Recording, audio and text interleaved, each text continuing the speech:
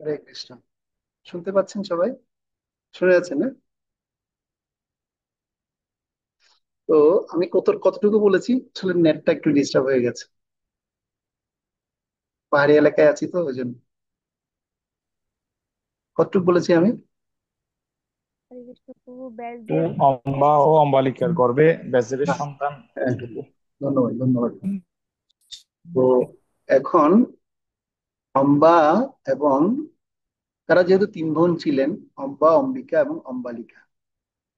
তো এখন অম্বা এবং অম্বা কি হয়েছে, তিনজনকে যখন তুলে নিয়ে আসা হয়েছিল, তিনজনকে তো বিবাহ করাতে পারেনি। তো ওই অম্বা, সে একটা রাজার পুত্রকে ভালোবেসেছিল বিদায় তাকে বিষ্ণুদেব ছেড়ে দিয়েছিল এবং তাকে বলেছে যে তুমি যাও, তুমি কি তুমি সে তোমার সে পুত্রকে, সেই রাজপুত্রকে তুমি বিবাহ করো। হম। তো এরপর এখন দুইজন আছে, যেহেতু অম্বা এবং অম্বিকা এবং হচ্ছে অম্বালিকা। অম্বিকা এবং অম্বালিকা এই দুইজনের গর্ভে যখন সন্তান উৎপাদন করার জন্য ব্যাসদেবকে কি করা হয়েছে, অনুমোদন করা হয়েছে। এখন অম্বা যখন ব্যাসদেবকে দেখেছে, লম্বা লম্বা চুল, দাড়ি, সবকিছু দেখে ভয় পেয়ে গেছে। আর যখন ভয় পেয়ে গেছে, ভয় পেয়ে যাওয়ার পরে এখন বলছে, এখন এর যে সন্তান হবে, এখন সন্তান হবে ঠিক আছে, কিন্তু সে অত বেশি শক্তি সম্পন্ন হবে না। না, শক্তি সম্পন্ন হবে, কিন্তু আহ, সে তার তার কি ছিল না, মনোযোগ যেহেতু ছিল না, সেজন্য তার সন্তানটা অন্ধ হবে, জন্মান্ধ হবে। তারপর কি করলেন, অম্বালিকার গর্ভে যে সন্তান উৎপাদন করতে যখন এসছে, তখন ব্যাসদেবকে আরো বেশি ভয়ে ভয় ভয় পেয়ে গেছে, বেশি একদম অত্যন্ত বেশি ভয় পেয়ে গেছে। ভয় পাওয়ার ফলে তখন তার যে সন্তান, বলছে এই সন্তান তো অত্যন্ত রোগাগ্রস্ত হবে, অর্থাৎ পাণ্ডুর কথা বলেছে। পাণ্ডু অত্যন্ত কি হবে, রোগাগ্রস্ত হবে। আর এই রোগাগ্রস্তের কারণে সে ভালো মতো রাজ্য শাসন করার জন্য সে অধিক বেশি সময় অতিবাহিত করতে পারবে না। সে অত্যন্ত শক্তিধর বা সবকিছু হবে, কিন্তু সে অত্যন্ত বুদ্ধিমত্তা সহকারে সে করতে পারবে না, রাজ্য পরিচালনা করতে পারবে না। তখন অর্থাৎ সত্যবতীকে মার কাছে আর অনুরোধ করলো, মা তুমি একজন দাসীকে ডাক দাও, সে দাসীকে আমি কি করব, দাসীর গর্ভে একটা সন্তান আমি প্রদান করতে চাই। তারপর কি করলেন বিষ্ণুদেব, সেই দাসী বলছে একজন সাহসী ওই ধরনের একজন দাসী দরকার, যে ভয় পাবে না। তখন একজন সাহসী দাসী আনা হলো। আর সে দাসীর গর্ভে বিশেষ করে যে পুত্র হলো, সে পুত্র হচ্ছে বিদুর। তো তার মানে আমরা তিনজন সন্তানের কথা আমরা এখন জানতে পারছি, ধৃতরাষ্ট্র, পাণ্ডু এবং বিদুর। বিদুর হচ্ছে অত্যন্ত মেধাবী এবং অত্যন্ত বুদ্ধিমান, অত্যন্ত সাধু সুলভ। তার মধ্যে সমস্ত গুণাবলী তার মধ্যে বিদ্যমান ছিল, যেহেতু সে কোন রকমের ভয়ক্রান্ত হননি। এটা একটা নীতি ছিল। তো এখন যে মুখ্য আলোচনা হচ্ছে, যে এই তিনজনের সন্তান যেহেতু তিনটা সন্তান জন্মগ্রহণ করলো, ধৃতরাষ্ট্র জন্মান্ধ হলো, পাণ্ডু বলশালী হয়নি, রোগা পাতলা হয়েছে, কিন্তু বুদ্ধিমত্তা এবং বিচার বিবেচনা, যোদ্ধার মধ্যে সে অনেক শক্তিধর ছিল। আর বিদুর ছিল অত্যন্ত জ্ঞানী। তো এখন তিনজনের মধ্যে তাহলে কে রাজা হবে? যেহেতু জন্মান্ধ ধৃতরাষ্ট্র, সে রাজা হতে পারবে না, অন্ধের দ্বারা রাজ্য পরিচালনা করা সম্ভব নয়। তো এখন ব্যাপার হচ্ছে, তাহলে রাজ্য কে পরিচালনা করবে? এখন রাজ্য পরিচালনা করার জন্য দায়িত্ব দেওয়া হয়েছে কাকে? পাণ্ডুকে। পাণ্ডুকে এখন রাজা বানানো হয়েছে। কিন্তু পাণ্ডু এত বেশি ধার্মিক ছিল, সে সে তার বড় ভাইকে সে অবজ্ঞা কখনো করেনি। বড় ভাইয়ের আদেশ আশীর্বাদ নিয়েই সে কি করেছে, সে রাজা হয়েছে। কিন্তু ধৃতরাষ্ট্রের কিন্তু কি ছিল, একটু ঈর্ষা ছিল, যে পাণ্ডুর প্রতি তার একটু যথেষ্ট পরিমাণে ঈর্ষা তার ছিল। তো সেই যুগে দেব দেব দেবরণের সুতোৎপত্তি নামক একটি প্রথা ছিল, যার ফলেই কি করা হয়েছে, এই উত্তরাধিকার না থাকা সত্ত্বেও সন্তান উৎপাদন করা সম্ভব। এখন আমরা অনেকে দেখতে পাই যে মানে যদি দুই ভাইয়ের মধ্যে বড় ভাই বিবাহ হয়েছে, বড় ভাই মারা গেছে, তাহলে আবার ছোট ভাইকে বড় ভাইয়ের বউকে দিয়ে কি করে দেওয়া হয়, বিবাহ করে দেওয়া হয়। আমি এরকম অনেক জায়গায় দেখেছি, মানে হয় এই ধরনের প্রথা। এখানে বলা হচ্ছে যদি কোনো বংশে উত্তরাধিকারী না থাকে, সন্তান উৎপাদনের পূর্বে স্বামী মৃত্যু হয়, তাহলে বংশ রক্ষার তাগিদে ভাসুর বা দেবরের দ্বারা সন্তান উৎপাদন অনুমোদিত ছিল। এটাকে বলা হয় দেবরেণ সুতোৎপত্তি। এই পন্থাটার নাম কি? দেবরেণ সুতোৎপত্তি নামক এই পন্থা আছে। কিন্তু কলিযুগে সে প্রথা নিষিদ্ধ হয়ে করা হয়েছে। কলিযুগে কিন্তু সে প্রথাকে নিষিদ্ধ করা হয়েছে, এটা নেই। যাই হোক, বিশ্ব মহর্ষি ব্যাসদেবের ঔরসে যেহেতু অম্বালিকার গর্ভে ধৃতরাষ্ট্র পাণ্ডু জন্ম হয়, এবং ধৃতরাষ্ট্র ছিলেন যেহেতু জ্যেষ্ঠ ভ্রাতা, কিন্তু তিনি ছিলেন জন্মান্ধ। আর পাণ্ডু ছিলেন তিনি, বললাম, রোগা পাতলা, এবং কিন্তু বিচার বুদ্ধিতে ভালো, দক্ষ ছিল, রাজ্য পরিচালনার জন্য সে যোগ্যতা ছিল। সেজন্য তাকে কি দেয়া হয়েছিল, তাকে রাজ্যের ভার দেওয়া হয়েছিল। তো মহারাজ পাণ্ডু দুইজন পত্নী আছে। একটা হচ্ছে কুন্তী মহারানী। কুন্তী ভোজের কন্যাকে তিনি বিবাহ করেছিলেন, সে কুন্তী মহারানীকে পেয়েছিলেন। আর হচ্ছে মাদ্রি। তো মাদ্রিও এরকম একজন রাজার কন্যা। হ্যাঁ। তো পাণ্ডু যুদ্ধযাত্রা করে যখন সারা পৃথিবী জয় করে বহু উপঢৌকন যখন লাভ করলেন, তারপর রাজ্যে যখন ফিরে আসেন, তারপর তিনি তার পত্নীদের সাথে একান্তে যখন সময় কাটানোর জন্য বনে গমন করলেন, তখন সেখানে কিদম নামক কি কিদম নামক এক মুনির প্রতি অপরাধ করেন। তো তিনি পাণ্ডুকে অভিশাপ দেন। কি অপরাধ করেন? পাণ্ডু যখন তার পত্নীদের সাথে যখন মিলিত হতে যাবেন, তখন তার মৃত্যু হবে। অর্থাৎ পাণ্ডু যখন সে মৃগয়া গিয়েছিলেন, তো যাওয়ার সময় তিনি কি করেছিলেন, একটা তীর চালিয়েছিলেন। সেই তীরের মধ্যে কি হয়েছিল, তো এরকম মানে তীরের মধ্যে এরকম কি হয়েছিল, মানে মানে মিলন অবস্থায় দেহত্যাগ করেছে দুইজন। তখন সেই মুনি কি করলেন, কিদম নামক এক মুনি, তখন তিনি সেটা দেখে তাকে কি করলেন, অভিশাপ দিলেন যে তুমিও যখন এইভাবে যখন কি করতে যাবে, পত্নীর সঙ্গ করতে যাবে, তখন তোমারই মৃত্যু অবশ্যম্ভাবী হবে। তখন পাণ্ডু যখন এই অভিশাপ পেয়ে গেছেন, তখন তো মুনি ঋষিদের অভিশাপ তো হচ্ছে ফলপ্রসূ।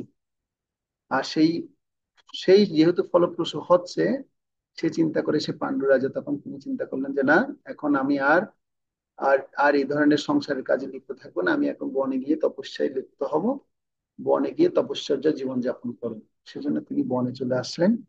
চলে এসে এখন তিনি যেহেতু সন্তান উৎপাদনে অক্ষম হয়ে গেলেন, তো তিনি এখন তপস্যা করছেন। কিন্তু কুন্তী মাতা কি করছে, তো সে পাণ্ডু রাজাকে তার একটা গোপন কথা বলেছে। বলছে আসলে যেহেতু আপনার এই পরিস্থিতি হয়ে গেছে, আপনি অভিশপ্ত হয়ে গেছেন, তো আমাদের বংশ রক্ষা করার জন্য তো সন্তান দরকার। তবে আমি আপনাকে একটা আমার আহ, বরের কথা জানাতে পারি। বর মানে তিনি কি পেয়েছেন, আশীর্বাদ পেয়েছেন কার কাছ থেকে? দুর্বাসা মুনির কাছ থেকে। তো একবার কি হয়েছিল, কুন্তী মহারানী তিনি যখন তার রাজ্যে যখন ছিলেন, কুন্তী ভোজের কন্যা কুন্তী মহারানী, তো তিনি সাধুদের খুব সেবা করতেন। তো একবার দুর্বাসা মুনি তার গৃহে যখন আসছিলেন, তো দুর্বাসা মুনিকে অত্যন্ত মানে অত্যন্ত সুদেষ্ট, মানে অত্যন্ত স্বাদযুক্ত প্রসাদ তাকে নিবেদন করেছেন, তার সেবা শুশ্রূষা করেছেন। মানে এত বিনম্র সহকারে তাকে সেবা করেছেন, সে সেবা সন্তুষ্ট হয়ে দুর্বাসা মুনি তাকে কি দিলেন, বর দিলেন যে তোমার কি হবে, তুমি ইচ্ছাকৃতভাবে দেবপুত্র লাভ করতে পারবে। আর সেই দুর্বাসার নিকট থেকে সেই একটি বিশেষ মন্ত্র তিনি প্রাপ্ত হন। বলছে, তোমাকে আমি এই মন্ত্র দিচ্ছি, তুমি এই মন্ত্র পাঠ করার মাধ্যমে তুমি যে দেবতাকেই আকাঙ্ক্ষা করবে, সেই দেবতা তোমাকে সন্তান দিতে বাধ্য। আর কুন্তী মহারানী সেই মন্ত্র পরীক্ষা করার জন্য তিনি একবার টেস্ট করে দেখলেন, যে টেস্ট করে দেখতে আসলে এই মন্ত্র ঠিক আছে কিনা। তখন তিনি সেই মন্ত্র পাঠ করলেন। পাঠ করার সাথে সাথে সূর্যদেবকে আকাঙ্ক্ষা করলেন, এই সূর্যদেব, আপনি যদি আপনার মতো তেজস্বী যদি একটা আমাকে সন্তান দিতে পারেন। মানে শুধুমাত্র তিনি কুমারী অবস্থায় ছিলেন, একটা পরীক্ষা করতে গিয়েছেন, আর পরীক্ষা করতে গিয়ে তিনি কি হয়ে গেলেন, ফেসে গেলেন। এবং সাথে সাথে সূর্যদেব আসলেন, এসে তাকে একটা তার উরুসে এরকম একটা সন্তান দিলেন। সেই সন্তানের নাম আমরা সবাই জানি, ওর নাম হচ্ছে কর্ণ। তার নাম হচ্ছে কি কর্ণ। কর্ণ হচ্ছে কার পুত্র? সূর্যপুত্র হচ্ছে কর্ণ। তো সে কর্ণ আপনার তখন কুমারী অবস্থায় তিনি প্রাপ্ত হয়ে গিয়েছিলেন। এখন সেই কর্ণকে এখন কি করবে? তো তিনি জলে ভাসিয়ে দিয়েছিলেন। পরবর্তীতে অধিরথ নামক এক অশ্বারোহী, সে অধিরথ তাকে এসে কর্ণকে প্রাপ্ত হয়েছিল। তো এরপরে আপনার এদিক দিয়ে কি করলেন, কুন্তী মহারানী সেই সংবাদ পাণ্ডু রাজাকে বললেন। বলছে, পাণ্ডু রাজা, রাজা মহারাজ, আহ, এখন আপনি বলুন, আপনি এইভাবে আমাকে যদি আশীর্বাদ করেন বা এরকম যদি আমাকে আপনি আজ্ঞা দেন, তাহলে আমি এরকম দেবপুত্র কামনা করতে পারি। তখন তিনি এইভাবে এক এক করে করে তিনটা সন্তান কামনা করলেন। প্রথমে হচ্ছে যুধিষ্ঠির মহারাজ, যিনি হচ্ছে যমরাজের প্রতিনিধি। তারপর হচ্ছে যমরাজ যেরকম সত্যবাদী, যুধিষ্ঠির মহারাজ এরকম সত্যবাদী ছিল, এবং যুধিষ্ঠির মহারাজের অনেক বিশাল গুণ আছে, সেগুলো আমি পরে শুনবো। যুধিষ্ঠির মহারাজ, তারপর ভীম, অত্যন্ত বলশালী শক্তিধর বায়ুর পুত্র, এবং অর্জুন, ইন্দ্রের পুত্র। এই তিনজনকে প্রাপ্ত হয়েছিলেন। তিনজনকে প্রাপ্ত হওয়ার পর এখন আর যে দুটো সন্তান আছে, এই দুটো সন্তান তাহলে কি হবে? তখন পান্ডু বলছে যে আসলে তোমার তো তিনটা সন্তান হয়েছে, এখন মাতৃত্ব কোনো সন্তান নেই, তুমি মাতৃর জন্য দুটো সন্তান কামনা করো। তখন তিনি কি করলেন? অশ্বিনীদ্বয়কে ডাকলেন, আর সেই অশ্বিনীদ্বয়ের পুত্র হিসেবে নকুল এবং সহদেব রূপে তারা কি করলেন? এই জগতে আবির্ভূত হলেন, নকুল সহদেব। তো এই হচ্ছে তারা পঞ্চ পাণ্ডব নামে খ্যাত হয়ে গেছেন, যেহেতু সবাই আছে দেবপুত্র, দেবতাদের মতোই গুণাবলী। তো বলা হচ্ছে, যদি কেউ ভগবত ভক্তি অর্জন করে, ভগবত ভক্তি যদি অনুশীলন করে, যশস্বী ভক্তি ভগবতী অকিঞ্চনা সর্বে সত্য সমাসতে সুরা হরার ভক্ত মহৎ গুণা মনে রথেন সতী ধাবত বহি। অর্থাৎ কেউ যদি ভগবত ভক্তি যদি অনুশীলন করে, তাহলে তার গৃহে মানে তিনি তার যে যোগ্যতা আছে, তার যোগ্যতাগুলো সব দেবসুলভ যোগ্যতায় পরিণত হয়। আর যেহেতু কুন্তী মহারানী ভগবানের ভক্ত ছিল, আর তার ভক্তির প্রভাবে এরকম দুর্বাসা মুনির সে বর প্রাপ্ত হয়েছিল, সে মন্ত্রের প্রভাবে তিনি এরকম সন্তান প্রাপ্ত হয়েছিল। কাদের কাদের সন্তান? সব দেবতাদের সন্তান। তো সব দেবসুলভ কি হয়েছিল? সেই গুণাবলীতে সব ভূষিত হয়েছে। তো এভাবে আমরা এখন দেখতে পাচ্ছি যে কি করলেন পত্নী, অর্থাৎ যেহেতু আগে আগে কি হয়ে গেছে যে আহ, কুন্তী দেবীর এবং মাদ্রির সন্তান হয়ে গেছে, এদিক দিয়ে ধৃতরাষ্ট্র সে জ্বলে পুড়ে ছাইখার হয়ে যাচ্ছে। কেন? ধৃতরাষ্ট্রের ধর্মপত্নী ছিল হচ্ছে গান্ধারী। গান্ধারী কিন্তু অত্যন্ত ধার্মিক ছিল। হম। তো সেই ধার্মিকতার কারণে গান্ধারী এমন ধর্মপত্নী ছিল যে তার স্বামীর কাছে, তার সাথে যখন ধৃতরাষ্ট্রের বিবাহ হয়, ও ধৃতরাষ্ট্র যেহেতু অন্ধ ছিল, আর সে অন্ধত্বকে দূর করার জন্য, মানে সেই অন্ধত্বের অনুভব করার জন্য তিনি নিজেও বিবাহের পর থেকেই তিনি স্বামীর সাথেই তিনি কি করলেন? একইভাবে চোখ বন্ধ করে তিনি অন্ধত্ব রূপ ধারণ করলেন। তো এটা হচ্ছে কি আপনার গান্ধারীর সাথে আহ মানে ধৃতরাষ্ট্রের একটা মিলনস্থল। তো এখন দেখা যাচ্ছে কি, যেহেতু ধৃতরাষ্ট্র বড় ভাই, তার উরুষে এখনো কোনো সন্তান হয়নি, আর সেই গান্ধারী এখনো মাত্র গর্ভবতী অবস্থায়, আর এরা তো আকস্মিক সন্তান প্রাপ্ত হয়ে গেছে, তারা দেবপুত্র পেয়ে গেছেন সবাই। এখন এদিকে তো ঈর্ষায় জ্বলে পুড়ে মরছে। তো এখন গান্ধারী কি করেছে, যে মাত্র সবে গর্ভে ধারণ করেছে, আর সেই গর্ভে অবস্থায় গান্ধারী একদিন কি করলেন? পরিপুষ্ট না হওয়ার ফলে সে গর্ভপাত করেছে। সে গর্ভপাত করে মানে মানে রেগে বলছে, কেন বাচ্চা এখনো প্রসব হচ্ছে না, এই বলে গর্ভে যখন আঘাত করেছে, আঘাত করার ফলে একটা মাংসপিণ্ডের মতো কি হয়েছে, ডিম্বাকৃতি মাংসপিণ্ড বেরিয়েছে, যেটা আমরা এখন কি বলি, টেস্ট টিউব বেবি। তো সে মাংসপিণ্ডের যে আপনার হয়েছে, আবার সেখান থেকে তার কোনো সন্তান হয়নি। তখন কি করেছে? তখন তিনি আহ কান্নাকাটি করছে। এখন তার দুঃখকে দূর করার জন্য ব্যাসদেব আসলেন। বলছে, এখন যেহেতু তোমরা তো অপরিপক্ক অবস্থায় অধর্মের মতো আচরণ করেছো, তো আমি তোমার এই মাংসপিণ্ডকে আমি 100 খানায় বিভক্ত করে দিচ্ছি। আর সে 100 খানায় বিভক্ত করে একটা নির্দিষ্ট সময়ের মধ্যে সেখানে 100টা পুত্রের জন্ম হবে, এবং একটা কন্যা সন্তানের জন্ম হবে, 101। তো এভাবে করে কি করা হয়েছে আপনার আহ ধৃতরাষ্ট্রের সন্তানদের জন্ম হয়েছে। তো সেটা ব্যাসদেবের কৃপার ফলে হয়েছে। তো আমরা এখন যেটা বলছি, যে কথা বলছি, টেস্ট টিউব বেবির কথা যেটা বলছে, এখন মানুষ টেস্ট টিউব বেবি নিচ্ছে, সন্তান হচ্ছে, নিজেদের টেস্ট টিউব বেবির প্রসেসটা কিন্তু তখন থেকে চলে আসছে। সেটা আমরা মহাভারতের শিক্ষা থেকে সেটা পাই, দেখতে পাই। তো এখন ব্যাপার হচ্ছে যে এই সন্তানগুলো যেহেতু অধর্মের কারণে হয়েছে, তার মানে সেই সন্তানগুলোকে ধার্মিক চেতনে তারা জাগ্রত হতে পারবে? পারবে না। সেজন্য অধর্ম সময়ে বা অধার্মিক কার্যকলাপের ফলে যেহেতু সন্তানগুলো জন্মগ্রহণ করেছে, সমস্ত সন্তানগুলো কিসে পরিণত হয়েছে? অধার্মিকে পরিণত হয়েছে। সেজন্য এই গান্ধারীর গর্ভে মহর্ষি ব্যাসদেবের বিশেষ কৃপায় দুর্যোধন দুঃশাসন সহ 100 পুত্র এবং একটি কন্যা জন্ম হয়।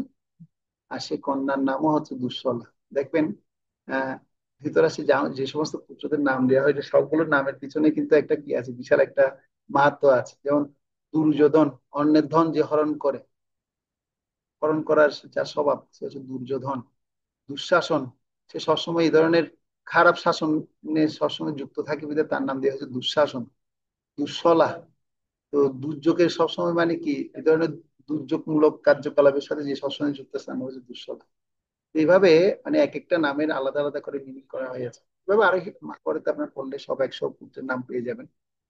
তো আমরা অত আলোচনা করছি না। তো পরবর্তীতে পান্ডু যখন একদিন কি করছেন, একটা বিপদ ঘটে গেছে। এই যে বললাম, মানুষের স্বাভাবিকভাবে কাম অত্যন্ত দুর্বল। কাম কখন কাকে যে পরাস্ত করতে পারে তার নেই ঠিক। তো সেজন্য যখন পান্ডু রাজা যখন তপস্যা করতে গেছেন যমুনার অর্থাৎ ঝর্ণার ধারে বসে তপস্যা করছেন।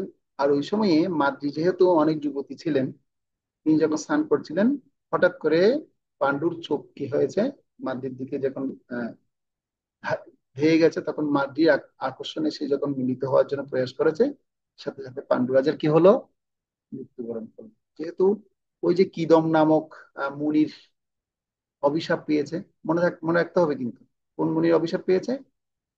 কিদম, কিন্দম, সরি কিদম না, কিন্দম। কশিকার কি দৈন্ত নয় দ ম, কিন্দম, কিন্দম নামক মুনির অভিশাপ সে প্রাপ্ত হয়েছিল। এর ফলে এখন পান্ডু রাজা দেহত্যাগ করেছে।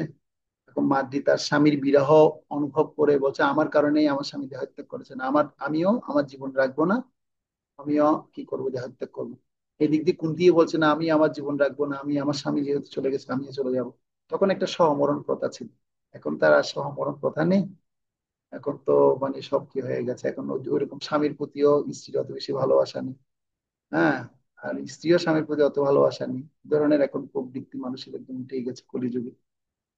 তো সেজন্য কি হয়েছে, দুজনে মৃত্যু বরণ করার জন্য চেষ্টা করছে, কিন্তু মাতৃ কুন্তী মহারানীর কাছে অনুরোধ করছে, হে কুন্তী দেবী, আপনার বরে এই সমস্ত সন্তানরা আসছে, আপনি জানেন তাদেরকে কিভাবে পরিচালনা করতে হবে, কিভাবে লালন পালন করতে হবে।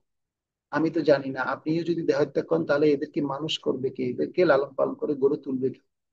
তখন মাদ্রি কি করলেন, তার কাছে অনুরোধ করলেন যে আপনি সহমরণে যাবেন না, আমি নিজে সহমরণে যাচ্ছি। এই কথা বলার পর যখন কি করলেন, মাদ্রিও সহমরণে গিয়ে তারা দুজনে দেহত্যাগ করলেন।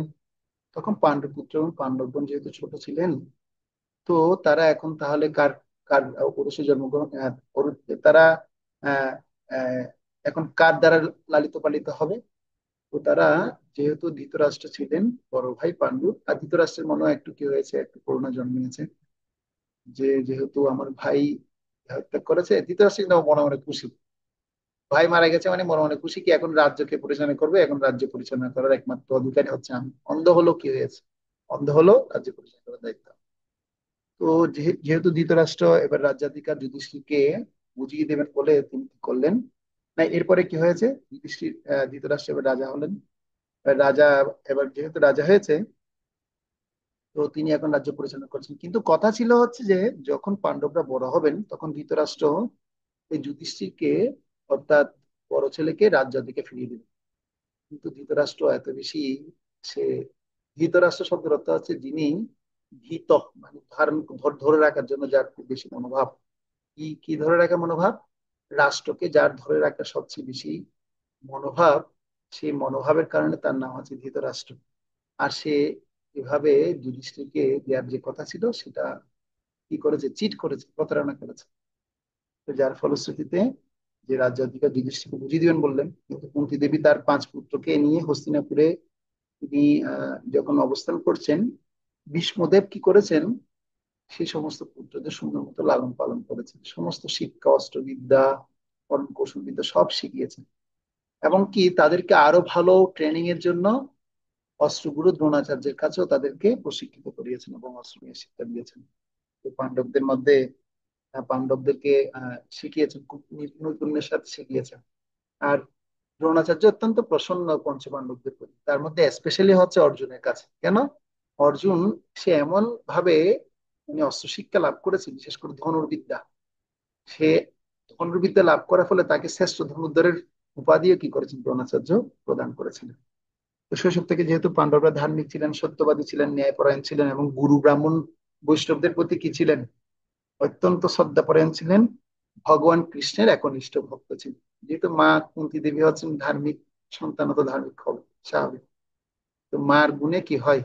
সন্তান ধার্মিক হবে না অধার্মিক হবে না, সেটা বোঝা যায় পিতা মাতার গুণ, স্পেশালি মায়ের গুণ।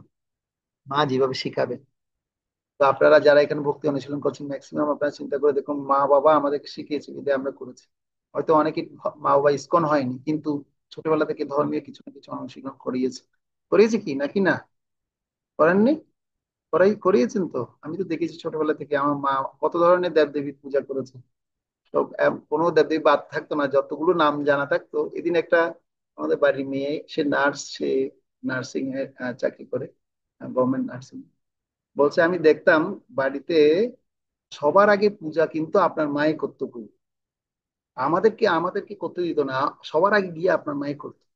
তার মানে বুঝে যাচ্ছে যে আসলে আমরা এরকম যারা এই কৃষ্ণ নামে হচ্ছি, আমাদের পিতা মাতারাও এরকম ধর্ম অনুশীলন করেছে, করার ফলে আমরা কৃষ্ণ ভক্তে আসতে পেরেছি।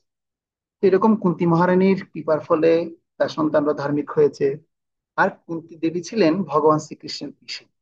সে কারণে ভগবান শ্রীকৃষ্ণ একটু পাণ্ডবদের প্রতি দুর্বল।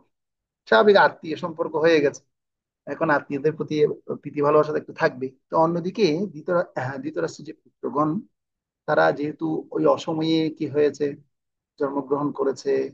আর আহ অসময়ে জন্মগ্রহণ করার ফলে তাদের চেতনা কি হয়েছে? অধার্মিক চেতনায় প্রলুব্ধ হয়েছে।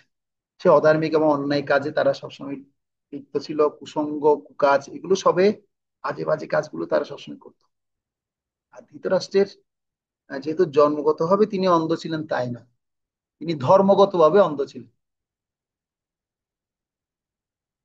ধৃতরাষ্ট্রকে বলা হচ্ছে জন্মান্ধ, শুধু জন্মগতভাবে অন্ধ তাই নয়, তিনি ধর্মগতভাবে প্রকৃতপক্ষে অন্ধ ছিলেন। তো সেজন্য এই ধৃতরাষ্ট্রের পুত্রগুলো সবাই অত্যাচারীর মতো হয়ে গেছে, এবং দুর্যোধন হচ্ছে সবচেয়ে বড় ছেলে। সে ধৃতরাষ্ট্র তার পুত্র দুর্যোধনকে এত বেশি ভালোবাসতেন, এবং পুত্রের মনে যেটা চাইতো সেটাই তিনি কি করতেন, অর্থাৎ পাণ্ডবদেরকে বাদ দিয়ে দিয়ে এই পুত্রের অভিলাষী পূরণ করতেন। তো এর মধ্যে আমরা দেখতে পাই যে পাণ্ডবদেরকে সরিয়ে কিভাবে রাজা হতে পারবেন এ নিয়ে তারা অনেক প্ল্যান পরিকল্পনা করা শুরু করেছে। এর মধ্যে দুর্যোধনের সাথে আরো বেশি শত্রুতা হচ্ছে কার? ভীমের সাথে। ছোটবেলা থেকে ভীমকে একদম পছন্দ করতো না কি দুর্যোধন। ভীমকে মারার জন্য সে বিষ মাখিয়ে দিয়েছিল, কালকুট বিষ মাখিয়ে খাইয়ে মেরে ফেলতে চেয়েছিল, মেরে জলের মধ্যে ভাসিয়ে দিয়েছে। আবার সে জলের মধ্যে থেকে সে সর্পরা তাকে দংশন করে সমস্ত বিষ বের করে নাগলাই থেকে সে আরো শক্তিপ্রাপ্ত হয়ে 10,000 হাতির বল প্রাপ্ত হয়েছে। তো এটা আমরা শুনি, আমরা জানি। তো সেই চারজন ব্যক্তি পরিকল্পনা করে করতে শুরু করে, একটা হচ্ছে দুর্যোধন, একটা শকুনি, কর্ণ, এবং হচ্ছে দুঃশাসন। এখানে আবার অনেকগুলো কাহিনী ঢুকে গেছে, অনেক কাহিনী আপনারা মহাভারতে দেখলে বুঝতে পারবেন। এই শকুনি কেন তাদের সাথে হাত মিলানে? কারণ শকুনিরও কি ছিল, মানে সে গান্ধার রাজ্যের রাজা ছিল, রাজপুত্র ছিল। সে গান্ধারের রাজপুত্র থাকলে কি হবে? সে হস্তিনাপুরের দখলে ছিল বিধায় সে একদিন লোভ করেছে, না হস্তিনাপুরে আমি কি করব, একদিন রাজা হব। তার একটা অভিলাষ ছিল শকুনি। সেজন্য সে শকুনি প্ল্যান পরিকল্পনা করে ধৃতরাষ্ট্রকে অন্ধ হওয়া সত্ত্বেও তার বোনকে তার সাথে বিবাহ দিয়েছে। এটা ধৃতরাষ্ট্রই করেছে। ধৃতরাষ্ট্রকে বিবাহ দিয়েছে, এটা শকুনিই করেছে, শকুনি পরিকল্পনা করেছে। তো যাই হোক, শকুনির অনেক বিশাল পরিকল্পনা। আপনারা দেখবেন, মহাভারত দেখলে বুঝতে পারবেন। তো এখন এই যে নানা রকমের যে কুবুদ্ধি এবং পরিকল্পনা, যে পাণ্ডবদেরকে ন্যায্য অধিকার থেকে বঞ্চিত করার জন্য ধৃতরাষ্ট্র সব মানে জেনে বুঝেই কি করতেন, তিনি সবসময় পাণ্ডবদের পরিত্যাগ করতেন। এবার কি হয়েছে, তখন শৈশবে এখন দুর্যোধন এবং পাণ্ডুপুত্র ভীমকে ছলনা করে বিষ খাইয়ে গঙ্গাতে ফেলে মারার চেষ্টা করেছে, সে কথা বললাম। এইভাবে করে করে অনেক ধরনের অত্যাচার তাদেরকে করে। তো আরো অনেক কাহিনী আমরা মহাভারতে আমরা দেখতে পাই। তো এখন যুদ্ধের সূচনা কোথা থেকে হচ্ছে, এই ধরনের যখন মানে তাদের সাথে অত্যাচার করা শুরু করেছে, এখন এরা বড় হচ্ছে, বড় হওয়ার পর এক প্রেক্ষিতে ঈশ্বর দেখতে পাচ্ছে কি এদের সাথে অধর্ম হচ্ছে। যখন অধর্ম হচ্ছে, তখন অধর্ম কি হচ্ছে, অধর্মের মধ্যে তখন দেখতে পাচ্ছে কি এদেরকে এমন ভাবে কি করছে, পরিকল্পনা তৈরি করা হয়েছে। ভগবান মানে কি করছেন, মানে তাদের সমস্ত পরিকল্পনা রাস্তা দিয়ে ভগবান তাদেরকে রক্ষা করার চেষ্টা করছে। ভগবানের বিশেষ কৃপায় ভীম রক্ষা পায়, এবং দুর্যোধন ধৃতরাষ্ট্রের পুত্ররা মানে পাণ্ডবদেরকে পুড়িয়ে মারার জন্য চেষ্টা করে, সেখানেও কি করেছে, বিদুর তাদেরকে রক্ষা করেছে যদুগৃহ থেকে, যতুগৃহ থেকে। তারপর সেই গৃহটি মানে আহ থেকে রক্ষা করেন বিদুর। এবং ধৃতরাষ্ট্রের আহ যে এই পরিকল্পনাগুলো সব বিদুর বুঝে যেতেন, যেহেতু বিদুর ছিলেন মন্ত্রী, এবং তার অত্যন্ত মেধার জন্য বিদুরের বুদ্ধি নিয়েই ধৃতরাষ্ট্র চলতেন। আর ধৃতরাষ্ট্র যেহেতু বুঝে যেতেন, সেই ধৃতরাষ্ট্র তেমন কিন্তু তার বুদ্ধি দিয়েই বিদুর বুদ্ধি দিয়ে চলতেন, বিদুর সব জানতে পারতেন, আর বিদুর তাদেরকে বিভিন্নভাবে রক্ষা করেছেন। এইভাবে করতে করতে কি হয়েছে, যখন পঞ্চ পাণ্ডবদেরকে তারা ছলনা করে তারা বনে পাঠিয়েছে। যারা কি হয়েছে, কুন্তি দেবী সব পঞ্চ পাণ্ডবদেরকে বন জঙ্গলে ঘুরতে ঘুরতে মানে তাদেরকে কি করাই, তাদেরকে মানে বনে গমন করাই। এবং এটা আরেকটা মানে কি সুন্দর কাহিনী আছে, যখন আহ এই পঞ্চ পাণ্ডবদেরকে কি করা হয়, বলা হচ্ছে বনবাসকালে পঞ্চপাণ্ডবরা ওখানে অনেক ধরনের বিপদের সম্মুখীন হয়। হুম, তখন কি হয়, তখন ভগবানের একটা বিশেষ পরিকল্পনায় ধ্রুপদ রাজের কন্যা দ্রৌপদীকে তারা পঞ্চপাণ্ডবরা প্রাপ্ত হয়। এবং ভীষ্ম, বিদুর, দ্রোণাচার্য, কৃপাচার্য, মুনি ঋষিদের পীড়াপিড়িতে ধৃতরাষ্ট্র বাধ্য হয়ে রাজ্যের খণ্ডপ্রস্তাব নামক অংশ পাণ্ডবদের শাসনের জন্য দিয়ে দেন। এবং সে পাণ্ডবদেরকে যখন দিয়ে দেওয়া হয়, তখন পাণ্ডবরা সেখানে বাস করে। আমি একটু সংক্ষিপ্ত সহকারে আপনাদেরকে টেনে দিচ্ছি, টেনে বলছি, যেহেতু অনেক আলোচনা আছে, এটা ক্লাস নিতে গেলে আবার 2-3টে ক্লাস চলে যাবে, সমস্যা। সেজন্য আজকে ক্লাসে আমরা এটা কমপ্লিট করব। তো এরপর কি হচ্ছে, মানে পঞ্চ পাণ্ডবদেরকে আলাদা একটা রাজ্য দিয়ে দেওয়া হয়েছে, এবং খান্ডাপ্রস্থকে বন দিয়ে দেওয়া হয়েছে। আর যেহেতু তারা ধার্মিক ছিল, আর ধার্মিকের পিছনে সমস্ত দেব দেবতারা থাকেন, তো বিশ্বকর্মা এসে তাদেরকে খণ্ডপ্রস্থে একটা সুন্দর কি করে দেন, প্রাসাদ নির্মাণ করে দেন। এবং যুধিষ্ঠির মহারাজ ভগবান শ্রীকৃষ্ণ অনুমতি নিয়ে তিনি রাজসূয় যজ্ঞ করার কি করেন, আয়োজন করেন। এর মাধ্যমে সারা পৃথিবী তিনি জয় করেন। সেই যজ্ঞ ভগবান শ্রীকৃষ্ণের শ্রেষ্ঠত্ব প্রতিপাদিত হয়, এবং সকলে, পৃথিবীর সকল রাজারা যুধিষ্ঠির অনুগত স্বীকার করেন। তখন ইন্দ্রপ্রস্থের ঐশ্বর্য, পাণ্ডবদের উন্নতি দেখে দুর্যোধন অত্যন্ত কি হয়ে গেছে, মানে সে দুর্যোধনের এখন অত্যন্ত লোভ হয়ে গেছে। কি লোভ হয়েছে, আরে বাবা, এটা দেখি আমাদের থেকে অনেক বেশি কি হয়ে গেছে, এখন ধনশালী হয়ে গেছে, সম্পদশালী হয়ে গেছে। তখন একদিন দুর্যোধন কিরকম কি তার বাড়ি বানিয়েছে দেখার জন্য কোথায় আসছেন, ইন্দ্রপ্রস্থে আসলেন। সে যখন ঢুকলেন, ঢুকে গিয়ে দেখতে পাচ্ছে কি এত সুন্দর বাড়ি। ইলিউশন, ইলিউশন মানে আপনি হাঁটবেন কোথায়, মানে টাইসের মধ্যে হাঁটবেন, মনে হচ্ছে সেটা টাইস, কিন্তু সেটা টাইস না, সেটা হচ্ছে জল। এভাবে করে যখন দুর্যোধন অত্যন্ত সুন্দর মোহিত হয়ে যখন হাঁটাহাঁটি শুরু করেছে, যখন হাঁটতে গেছে, গিয়ে পড়েছে কোথায়, জলের কূপের মধ্যে পড়েছে। তখন দ্রৌপদী একটা বিশ্রী বাক্য করেছে। এই যে মানুষের বাক্যটা যে কত ডেঞ্জারাস দেখ, এমন একটা বাক্য বললে মানুষ আহ, কি না করে বলুন তো। ওখানে কি কথা বলেছে, হচ্ছে আঁদার পুত আঁদা। কি বলেছে, অন্ধের ছেলে অন্ধ হয়েছে, দেখতেই পাচ্ছে না, কিভাবে হেঁটে আসতে হবে সে দেখতেই পাচ্ছে না। আর এই কথা যখন শুনেছে, শোনার সাথে সাথে দুর্যোধনের কেমন পরিস্থিতি হবে বলুন। সে একজন মানে হস্তিনাপুরের রাজা হতে যাচ্ছে, আর তাকে বলেছে আঁধা, আঁধার পুত আঁধা, মানে আমার বাপকে ধরে ডাক গালি দিয়েছে, এত বড় সাহস।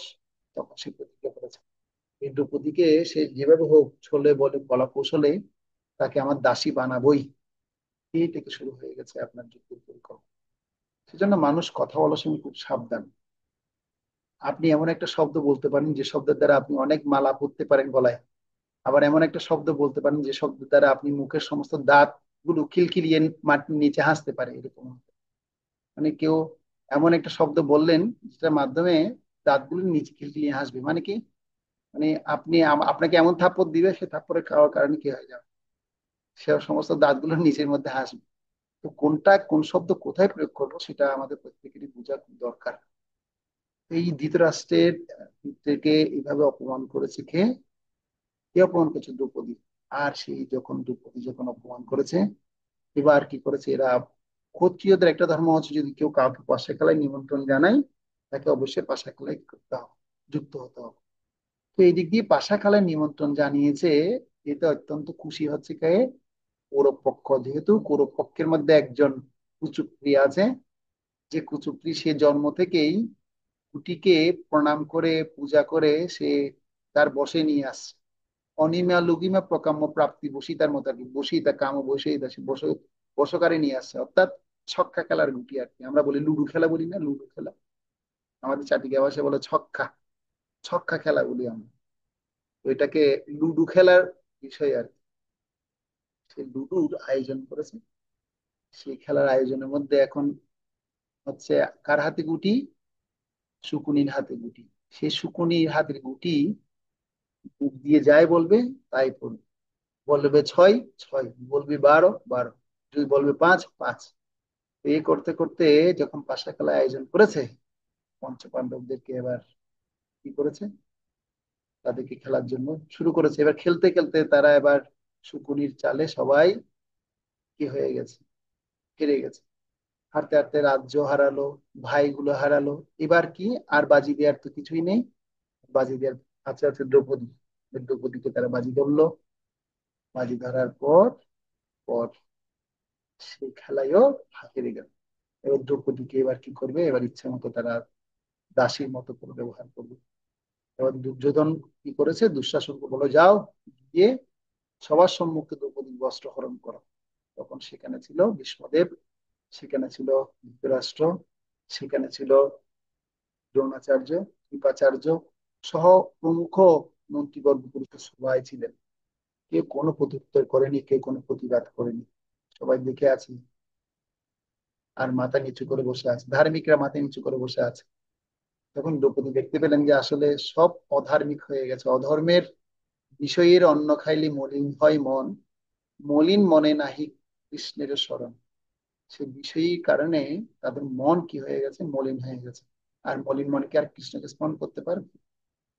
তো তারাও এরকম বিষয়ের দ্বারা আক্রান্ত হয়ে গিয়ে এই দুর্যোধনের অন্নে, ধৃতরাষ্ট্রের অন্নে লালিত হয়ে দুঃশাসন, দ্রোণাচার্য, কৃপাচার্য, এমনকি ভীষ্মদেবও তারা তাদের ধর্মপথ থেকে সরিয়েছে।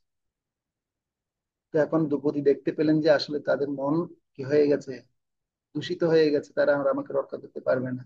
আমার রক্ষা করতে হচ্ছে একমাত্র মুকুন্দ, গোবিন্দ, হে কৃষ্ণ, তুমি আমাকে রক্ষা করো। তো দ্রৌপদী চেয়েছিলেন নিজেকে একা একা অনেক রক্ষা করতে। তখন তিনি যখন দুই হাত উপরে তুলে কৃষ্ণকে স্মরণ করলেন, কৃষ্ণ তখন তাকে বললেন, মিলিয়ন মিলিয়ন টন তাকে বস্ত্র প্রদান করলেন। তো এই দ্রৌপদীর এই লজ্জার অবস্থা দেখে পঞ্চপাণ্ডবরা তখন প্রতিজ্ঞাবদ্ধ হয়েছে, যে হাতে যে হাতে দ্রৌপদীর কি হয়েছে, হাত দিয়ে বস্ত্রহরণ হয়েছে, সে হাত আমি ভেঙে গুড়িয়ে দিব। কে বলছে? ভীম। অর্জুন বলছে, মানে তোমাদের এই শতপুত্রকে আমি যতদিন বধ করতে পারবো না ততদিন আমি শান্তি পাবো না। সবাইকে বধ করেই তারপর শান্তি পাবো। এবার পঞ্চপাণ্ডবরা সবাই এক এক করে সবাই প্রতিজ্ঞাবদ্ধ হয়ে সবাই এবার কি এমন পরিস্থিতি নিয়ে তৈরি করলো, একটা যুদ্ধ এবার শুরু হবে। কি হবে? যুদ্ধ শুরু হবে। এ হচ্ছে মোটামুটি একটা প্রস্তাবনা বা পটভূমি। তো এই যুদ্ধ না হওয়ার জন্য অনেক চেষ্টা কৃষ্ণ করলেন। শেষমেশ ভগবান শ্রীকৃষ্ণ যুধিষ্ঠির মহারাজকে বললেন, আচ্ছা একবার কি আমি যাব, গিয়ে একটা শান্তির দূত হিসেবে তাদেরকে জানাবো যে মানে যুদ্ধটা যেন না হয়। তখন কি করলেন, শান্তির দূত হয়ে ভগবান শ্রীকৃষ্ণ যখন গেলেন, তখন ভগবান শ্রীকৃষ্ণকে দুর্যোধন সহ সমস্ত তাদের পুত্ররা সবাই তাকে অপমানিত করেছে। আর সে অপমান করার ফলে যুদ্ধ অনিবার্য হয়ে গেছে। যুদ্ধ অনিবার্য কেন হয়েছে? কারণ ভগবান শ্রীকৃষ্ণকে সবাই কি করেছে, অবজ্ঞা করেছে। সে অবজ্ঞার ফলে যুদ্ধ অনিবার্য হয়ে গেছে। আর সেই অনিবার্য যুদ্ধের ফলস্বরূপ এবার যুদ্ধক্ষেত্রের আয়োজন। এবার কি করলেন, পঞ্চ পাণ্ডব এবং কৌরব, কৌরব পক্ষ এবং হচ্ছে পাণ্ডব পক্ষ, দুই পক্ষের যুদ্ধ হবে। যুদ্ধের সমস্ত আয়োজন হয়ে গেছে।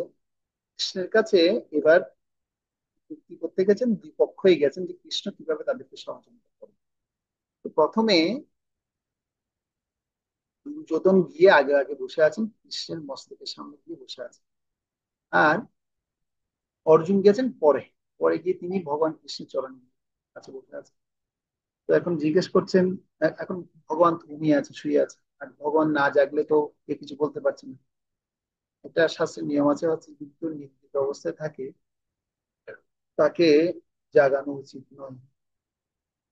তার স্বয়ং সম্পূর্ণ নিদ্রাটা যখন কমপ্লিট হবে তখন তাকে জাগানো উচিত, কারণ সে তখন একটা শান্তিতে একটা কি করছে, এটা একটা ধর্ম আছে, সে একটা সুন্দর একটা পরিবেশে আছে। তাকে জাগালে সে অসন্তুষ্ট হওয়া মানে ভগবান অসন্তুষ্ট হয়ে যাবে। তো ভগবান এখন কি করছেন, নিদ্রিত অবস্থায় আছেন।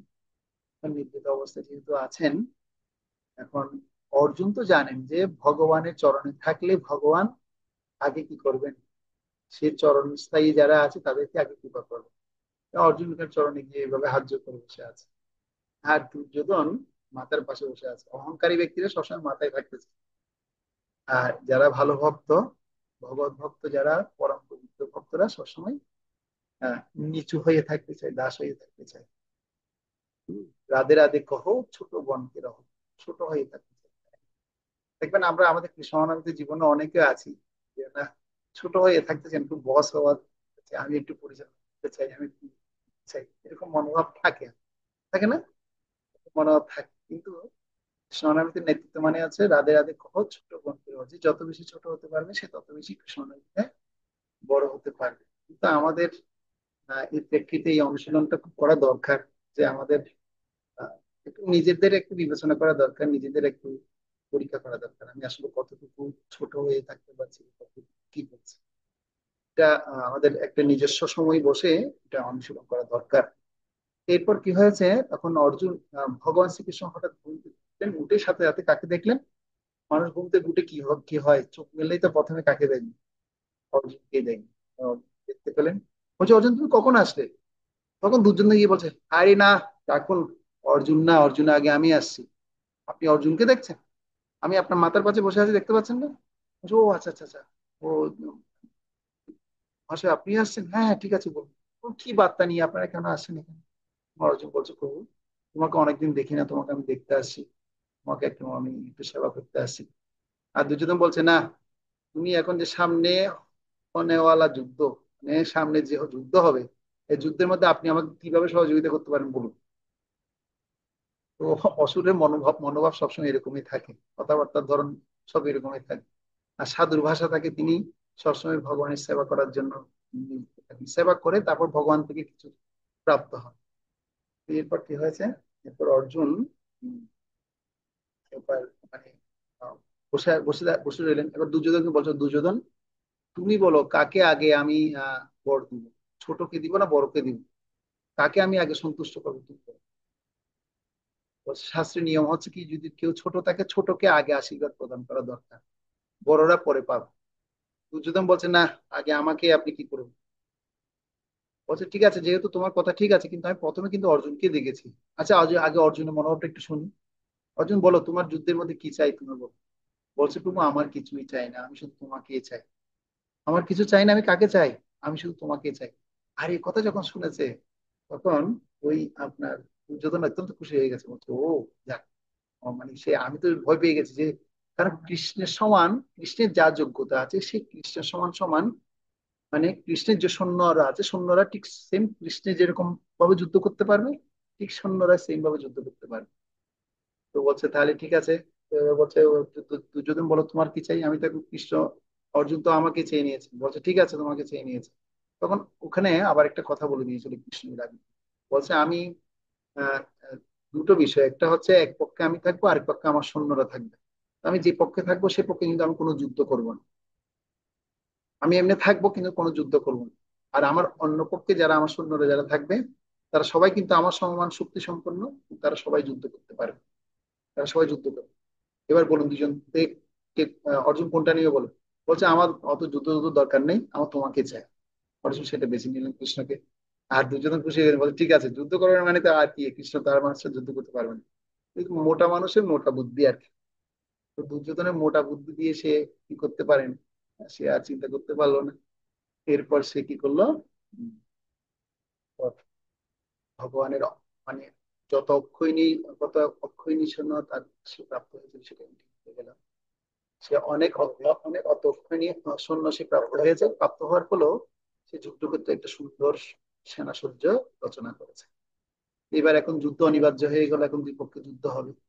এখন দুই পক্ষে সবাই সমবেত হয়েছে। আপনারা আমার পিছনে যে কুরুক্ষেত্রের ছবি দেখতে পাচ্ছেন, সেই কুরুক্ষেত্রের রণাঙ্গন দেখুন, একবার দেখে নিন ভালো, দেখে নিন, দেখে- ঠিক আছে? এই কুরুক্ষেত্র দেখুন। তো আমি আপনাদের স্লাইডে দেখাতে পারি, কিন্তু মানে আভাটা চলে যাবে সেটা। এবার পুরো চারিদিকে সার্কেল করে কি করা হয়েছে, সব শূন্য সমুদ্র সাজানো হয়েছে, লাখো লাখো শূন্য। তো আমি আপনাদেরকে পরবর্তীতে জানাবো কত অক্ষৌহিণী সেনা সেখানে যুদ্ধে লিপ্ত হয়েছে। তো এখন দুই পক্ষের এখন সেনা সজ্জা সবাই প্রস্তুত।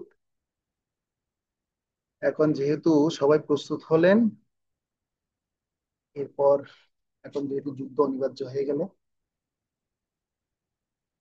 তো এখানে আরো অনেকগুলো মহাভারতের অনেক কাহিনী আপনারা আরো আহ, জানেন, আপনারা সেগুলো আহ, আর একটু চর্চা করবেন। তো এখন এই সেনা মানে যেহেতু এখন সেনা সজ্জা হয়ে গেছে, এখন এই সাজসজ্জার পরিস্থিতিটার থেকেই এখন যুদ্ধের অবতারণা হবে। আর সেই জায়গা থেকে ভগবানের আলোচনা শুরু হবে। তো এখন আমরা সেই ভগবদ গীতায় এখন প্রবেশ করে ফেললাম। তো আমরা ভগবদ গীতার বিশেষ করে বিষ্ণু পর্বের 25 থেকে 42 অধ্যায়, মোট 18টি অধ্যায় হচ্ছে ভগবদ গীতা। তো আমরা এখন আজকে থেকে ভগবদ গীতায় প্রবেশ করব। তো প্রবেশ করার পূর্বে আমরা দেখতে পাচ্ছি যে এখানে 18টা অধ্যায়ে 18খানা নাম দেওয়া হয়েছে।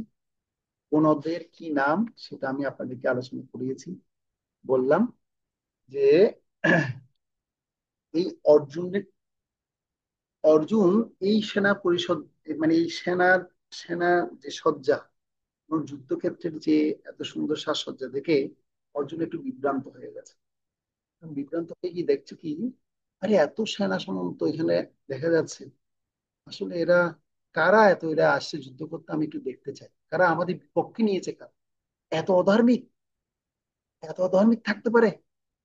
এটা কার প্রশ্ন? এটা অর্জুনের প্রশ্ন। আমি একটু দেখতে চাই প্রভু, একটু আপনি আমাকে দেখান। তখন ভগবান শ্রীকৃষ্ণ বলছে, ঠিক আছে, তথাস্তু অর্জুন, আমি তো তোমার এখন সেবক, তুমি আমাকে যেভাবে বলবে আমি সেভাবেই যাও। তো আপনারা দেখুন ভগবান শ্রীকৃষ্ণ, তিনি হচ্ছেন সর সরগুণের পরিপূর্ণ। তার মধ্যে একটা গুণ হচ্ছে বৈরাগ্য, পরম বৈরাগ্য যার কাছে বিরাজমান, তিনি হচ্ছেন ভগবান। পরম বৈরাগ্য না হলে তিনি এরকম ভগবান তার ভক্তের সারথি হতে পারেন না। যিনি ভগবান হন, তিনি সবসময় সর্ব অধিষ্ঠানে থাকেন। কিন্তু এখানে ভগবান বৈরাগ্যের পথ দেখাচ্ছেন। তিনি তার বৈরাগ্যের পথ দেখিয়ে তিনি এটা প্রমাণ করছেন যে আসলে সত্যি যদি বৈরাগ্য যদি হতে হয়, এইভাবেই বৈরাগ্য হতে হবে। যুদ্ধক্ষেত্রে রথের সারথি হওয়া মানে কেমন, যিনি যোদ্ধা তিনি রথ চালাবেন, আর যিনি সারথি তার সিগন্যাল শুনবেন কিভাবে, যোদ্ধা পা দিয়ে সিগন্যাল দিবে, ডান দিকে যেতে গেলে ডান দিকে একটা এক ঘা দিবে, পা দিয়ে একটা লাথি দিবে, বাঁ দিক দিয়ে যেতে গেলে বাঁ দিকে একটা পা দিয়ে ঘা দিবে, মাঝখানে যদি যেতে চায় মাঝখান পিঠে মাঝখানে কি দিবে, এক ঘা দিবে। এভাবে পা দিয়ে সিগন্যাল দেওয়া হয়। আর ভগবান কৃষ্ণ এভাবে অর্জুনের সব ঘা গুলো খেয়েছেন, খেয়ে খেয়ে তিনি এভাবে পরিচালিত করছেন রথকে। তিনি কত বৈরাগ্যবান, কত পরম প্রভু বৈরাগ্যবান হওয়া সত্ত্বে না হলে তিনি এরকম পদ গ্রহণ করতে পারেন। তো ভগবান তখন কি করলেন, অর্জুনকে তার রথের মধ্যে বসিয়ে সুন্দর করে একদম ঘোড়াকে রথের মধ্যে স্থাপন করে রথটাকে সুন্দর মতো সৈন্যদের মাঝখানে গিয়ে অবস্থান করলেন, ফেললেন। দেখো এবার অর্জুন, কারা কারা এবার তোমার পক্ষে আসছে আর তোমার পক্ষে আসেনি, তুমি এবার দেখো। তো এখন এই যে কুরুক্ষেত্রে যে যুদ্ধ শুরু হবে, এই শুরু হওয়ার কাহিনীটা বা এই যুদ্ধে কি হচ্ছে, কি ঘটতে যাচ্ছে, এই বিষয় নিয়ে অনেক বেশি চিন্তিত হচ্ছে কে, কে বলুন তো, কে অনেক বেশি চিন্তিত? ধৃতরাষ্ট্র। ধৃতরাষ্ট্র প্রভু। ধৃতরাষ্ট্র। ধৃতরাষ্ট্র। ধৃতরাষ্ট্র চিন্তা কেন? বলছে হাই হাই, এখন তো এখানে আমি তো এটা শুনেছি কুরুক্ষেত্রটা হচ্ছে একটা ধর্মীয় ক্ষেত্রস্থান। আর ধর্মক্ষেত্রে সবসময় ধার্মিকদেরই জয় হয়, অধার্মিকদের কোনো স্থান নেই। এখন সে অনেক বেশি চিন্তাগ্রস্ত হয়ে পড়েছে। কেন চিন্তাগ্রস্ত হয়েছে? সে জানে হচ্ছে তার ছেলেরা সব হচ্ছে অধার্মিক, সে নিজে একজন অধার্মিক, তার ছেলেরা হচ্ছে অধার্মিক। এখন ধর্মক্ষেত্রে তো সব ধার্মিকদের জয় হবে। আচ্ছা, এখন কি হচ্ছে সঞ্জয়, তুমি কি একটু আমাকে জানাতে পারো কি হচ্ছে ঘটনা? তো ব্যাপার হচ্ছে সঞ্জয় তিনি চক্ষুপ্রাপ্ত হয়েছিলেন ছিল ব্যাসদেবের কৃপায়। কারণ ব্যাসদেব এই সমস্ত যুদ্ধ যখন ঘটনা যখন ঘটবে জানেন, ভবিষ্যৎ যখন জানেন, তখন ব্যাসদেব কি করেছিলেন, তিনি সঞ্জয়কে আগাম বার্তা দিয়ে বলছে, সঞ্জয়, ধৃতরাষ্ট্র তো তোমার কাছ থেকে জানতে চাইবে যুদ্ধের কি পরিস্থিতি। তুমি কি করবে, যুদ্ধের তা সুন্দর মতো দর্শন করে তুমি বর্ণনা করবে, তোমাকে আমি সে আশীর্বাদ প্রদান করছি। হ্যাঁ, তখন সেই সঞ্জয়কে সে আশীর্বাদ প্রদান করেছেন। আর সে সঞ্জয় দিব্য চক্ষু প্রাপ্ত হয়েছেন কার দ্বারা? এই গুরুদেবের কৃপার ফলে, গুরুদেবের কৃপায় আকৃষ্ট হয়ে তিনি প্রাপ্ত হন। আর এই দিব্য চক্ষু প্রাপ্ত হওয়ার পর তখন তিনি কুরুক্ষেত্রের রণাঙ্গনে সমস্ত ঘটনা তিনি দেখতে পাচ্ছেন। যেরকম উপগ্রহের মতো আর কি, আমরা এখন স্যাটেলাইট চালাই, যেরকম আমরা কি বলি ইন্টারনেট চালাই, যেভাবে আমরা বলা হয় ঘরের মধ্যে টিভির মধ্যে যে কানেকশন দেওয়া হয় এটাকে কি বলা হয়? কানেকশনকে ইঞ্জিনিয়ার বাবু নাকি? ওয়াইফাই। ওয়াইফাই তো ডিশ একটা নাম। কানেকশন। হ্যাঁ, আগে পূর্বের নামটা শব্দটা শুনতে চেয়েছি, ডিশ কানেকশন, ডিসেন্টিনা। আগে আমরা ছোটবেলায় বলতাম ডিসেন্টিনাই, আমরা সব দেখতে পাচ্ছি শুনতে পাচ্ছি। হ্যাঁ, বিভিন্ন জায়গায় চ্যানেল। তো এরকম ভাবে ব্যাসদেব সঞ্জয়ের হৃদয়ের মধ্যে একটা ডিসেন্টিনা স্থাপন করে দিয়েছে, তিনি এবার সব দেখতে পাচ্ছেন। এবার তিনি সব গড় গড় গড় গড় করে বর্ণনা করা শুরু করেন। তো দেখুন, এই চ্যাপ্টারের নাম দেওয়া হয়েছে, কি নাম দেওয়া হয়েছে? বিষাদ যোগ। তো আমি একটু স্লাইড আপনাদেরকে শেয়ার করে দেখাবো।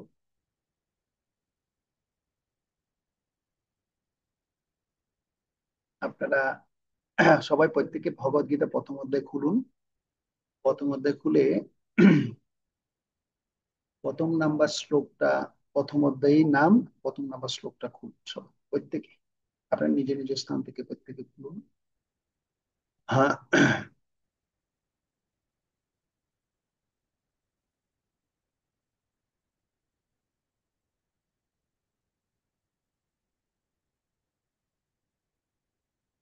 এবার দেখুন, আমি যে স্ক্রিনটা শেয়ার করছি, সবাই খেয়াল করুন।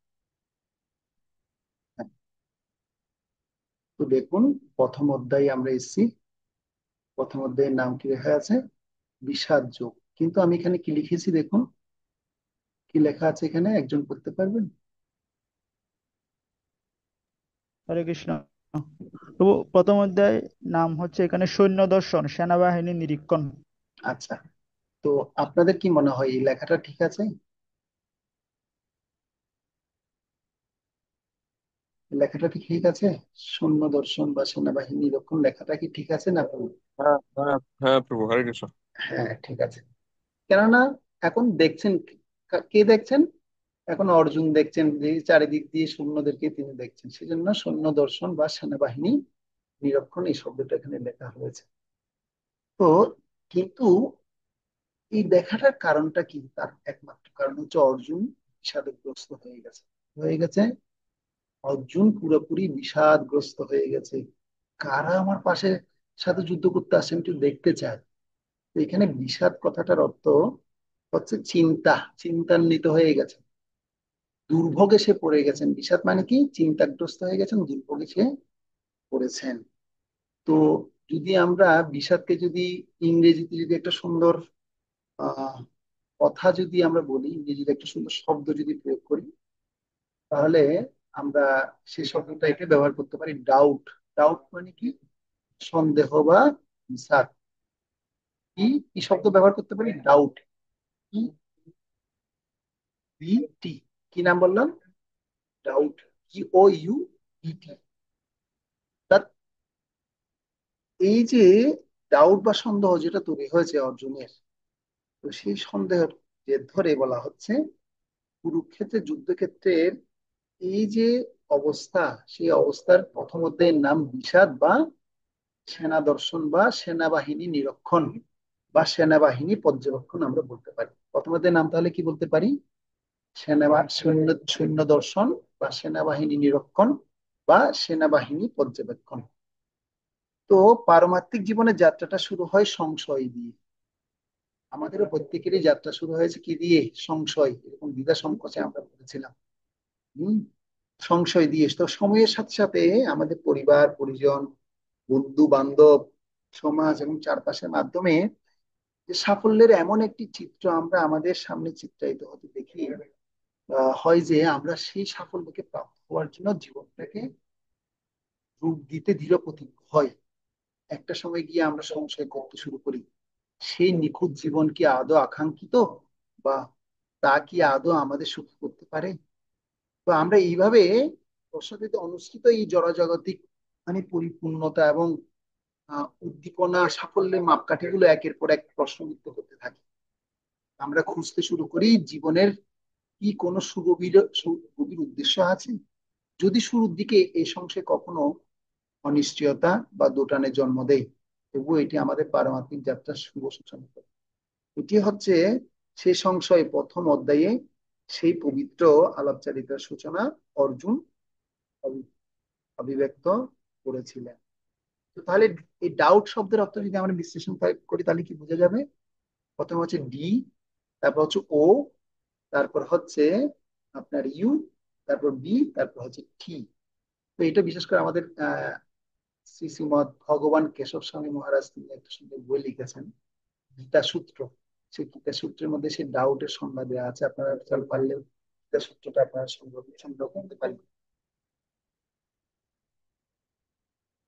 তো প্রথম ডি দিয়ে আমরা লিখতে পারি হচ্ছে ধৃতরাষ্ট্র এবং দুর্যোধন। হুম। আর ও দিয়ে লিখতে পারি অমিনিয়াস, অমিনিয়াস রেজাল্ট মানে অশুভ ফল। ঠিক আছে?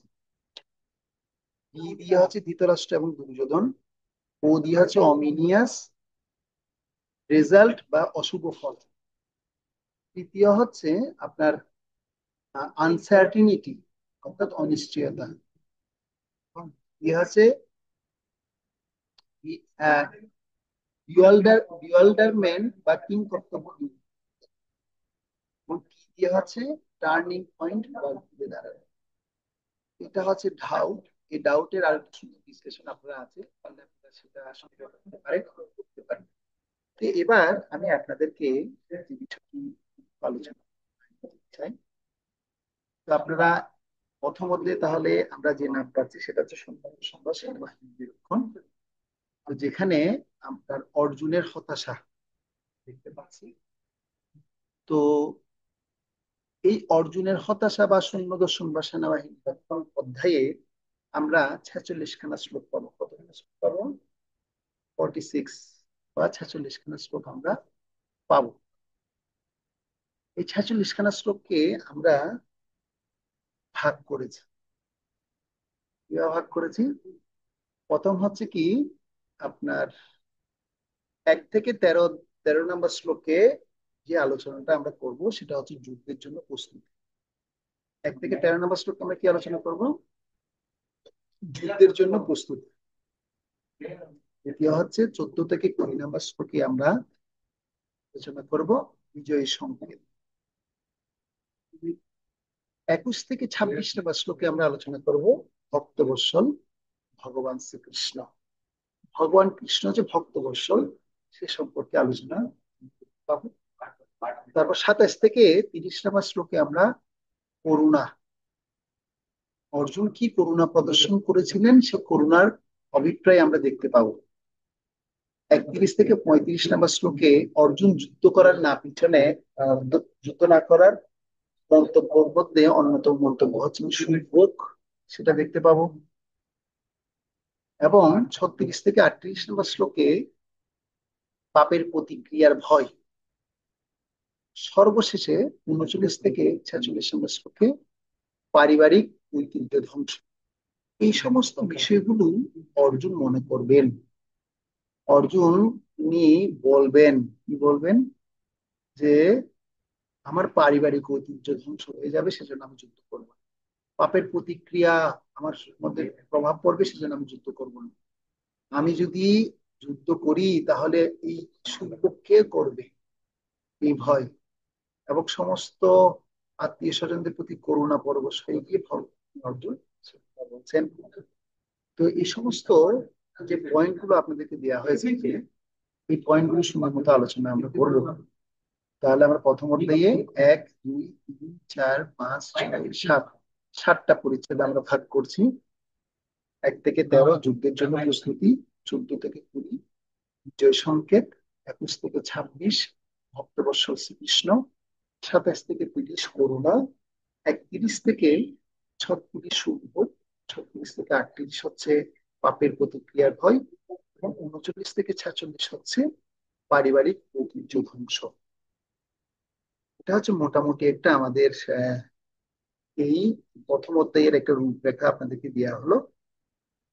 তো এবার আমরা যে ভগবদ গীতা যে অ্যাজ ইট ইজ, যেখানে লেখা আছে, দেখুন বিষাদ যোগ লেখা আছে, বিষাদ যোগ লেখা আছে, কিন্তু কোথাও কোথাও এই অধ্যায়কে আমরা দেখতে পাই অর্জুন বিষাদ যোগ বলে বলা হয়েছে। তো ভগবদ গীতায় আমাদের আমাদের ভগবদ গীতায় অ্যাজ ইট ইজ কি লেখা আছে, বিষাদ যোগ লেখা আছে। কিন্তু দেখুন কোনো কোনো জায়গায়, কোনো ভগবদ গীতায়ও ওই অর্জুন বিষাদ যোগ লেখাটা রয়েছে। তো তার মানে আমরা একটা সুন্দর একটা রূপরেখা এখানে পেলাম। এবার এই অধ্যায়ের প্রথম শ্লোক হচ্ছে প্রশ্ন দিয়ে শুরু করেছে।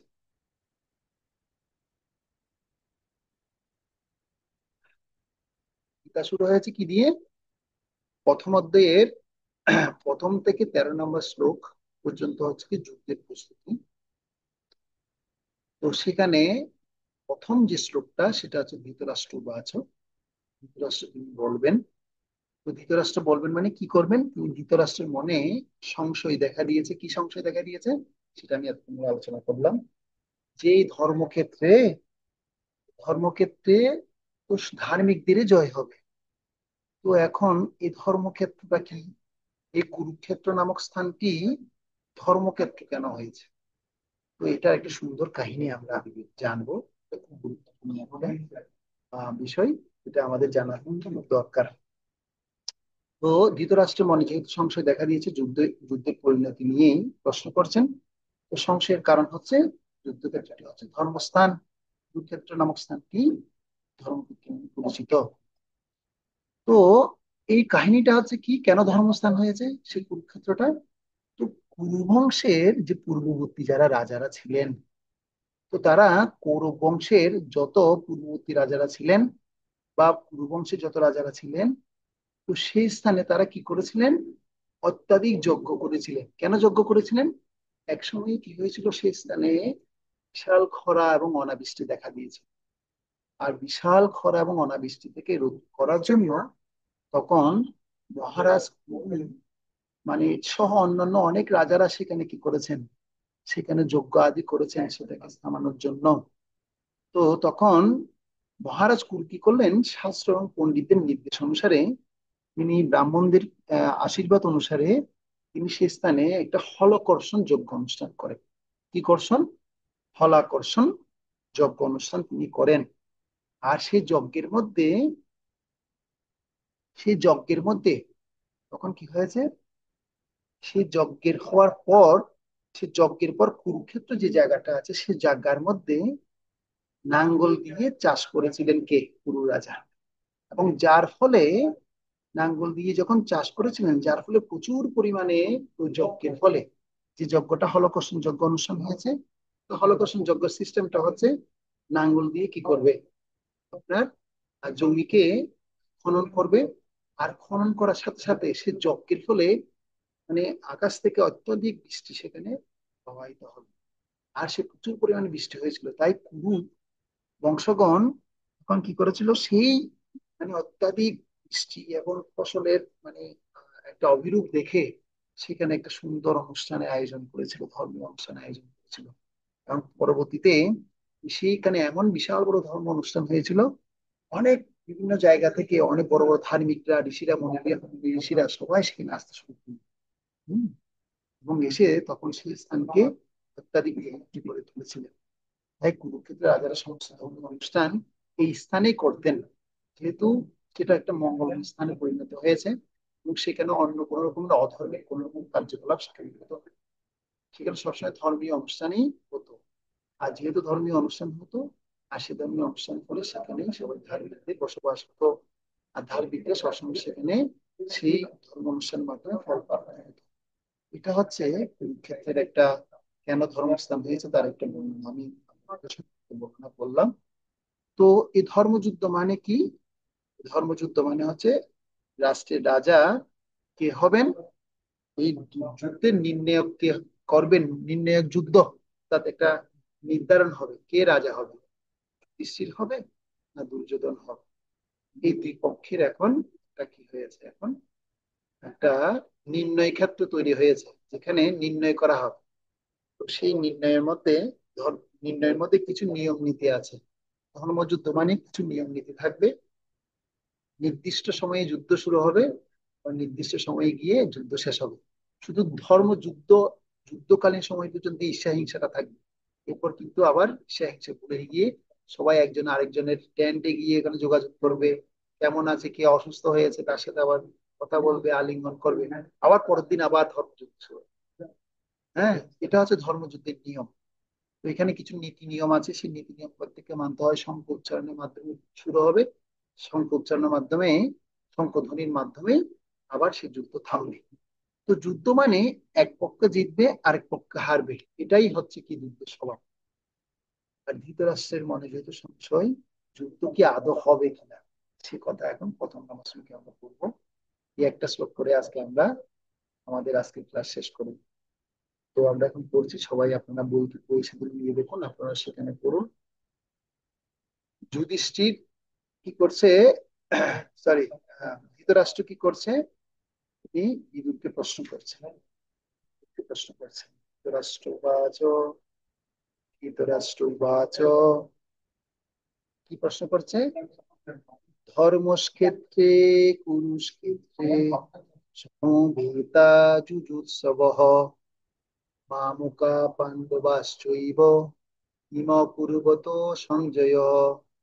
দেখুন এখানে সমবেতা যুযুৎসব আমি হ উচ্চারণ করেছি।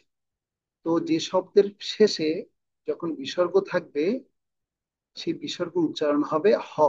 এটা কিন্তু প্রত্যেকে আমাদের মনে রাখতে হবে, ঠিক আছে। ধর্মক্ষেত্রে কুরুক্ষেত্রে সমবেতা যুযুৎসবঃ মামকা পাণ্ডবাশ্চৈব কিম কুর্বত সঞ্জয়। তো অনুবাদটা একজন করতে হবে, অনুবাদটা কে করবেন, হাত তুলেন দেখি। শ্রী কৃষ্ণ দণ্ডবত হ্যাঁ, প্রণাম প্রভু। সন্তুষ্ট করুন। অনুবাদ। ধৃতরাষ্ট্র জিজ্ঞাসা করলেন, হে সঞ্জয়, ধর্মক্ষেত্রে যুদ্ধ করবার মানসে সমবেত হয়ে আমার পুত্র এবং পাণ্ডুর পুত্ররা তারপর কি করিলেন? হ্যাঁ, আমার কি পুত্র করলেন পাণ্ডব কি পুত্ররা করলো? তারপর কি করলো, সমবেত হয়ে কি সংশয়। করলো? এখন এটা কার সংশয়, যুক্তরাষ্ট্রের সংশয়। ধৃতরাষ্ট্র এখন সংশয় কেন, সে সে চাই যুদ্ধটা না হোক। কে চাই, ধৃতরাষ্ট্র চাই যুদ্ধটা না হোক। যুদ্ধ হলো তো আমার ছেলেরা হেরে যাবে, যুদ্ধ হলো তো আমার ছেলেরা কি হয়ে যাবে, হেরে যাবে। আমি চাই যুদ্ধটা না হোক। তার মনের আকাঙ্ক্ষা হচ্ছে সেটা, কারণ সে ধর্মক্ষেত্রে ধার্মিকরাই যুদ্ধে। তো ধৃতরাষ্ট্র জানতেন যে তার পুত্ররা আধার্মিক, এবং ধর্মক্ষেত্রে গিয়ে যদি তাদের মতি যদি মনোভাব যদি পরিবর্তন হয়ে যায়, তারা যদি আবার ধার্মিক হয়ে যায়, তাদের মনোভাব পরিবর্তন হয়ে তারা যদি ধার্মিক হয়ে যায়, তাহলে তো তারা আপোষ করবে, মীমাংসা করতে চাইবে। ঠিক আছে, যুদ্ধ না করে চলো আমরা একটা মীমাংসায় চলে যাই, এরকম করতে চাইবে। তো ধৃতরাষ্ট্র কোনোদিন সে আপোষ মীমাংসা চান, কখনো চান, কখনো ধৃতরাষ্ট্র সে আপোষ মীমাংসা করতে যেতে চায় না। তো এখন এই জন্য ধৃতরাষ্ট্রের জিজ্ঞাসা সঞ্জয়ের কাছে। তো সঞ্জয় সম্পর্কে আপনাদেরকে বললাম, সঞ্জয় হচ্ছে ব্যাসদেবীর শিষ্য, যিনি, সঞ্জয় শব্দের অর্থ হচ্ছে যিনি ইন্দ্রিয়কে কি করেছেন, নিজেকে সংযত করেছেন। সঞ্জয় শব্দের যদি অর্থ যদি আপনাদেরকে জিজ্ঞাসা করা হয়, আপনি কি বলবেন, যিনি ইন্দ্রিয়কে সংযত করেছেন বা জয় করেছেন। ঠিক আছে। তো আপোষ মীমাংসা চান না, তার কারণ হচ্ছে আমরা মা মুখা দ্বারা সেই শব্দের অর্থ বুঝতে পারি। দেখুন এখানে কি আছে, এই শব্দের মধ্যে মা মুখা পাণ্ডবাশ্চ। মা মুখা দ্বারা আমরা বুঝতে পারি হচ্ছে কি, আমার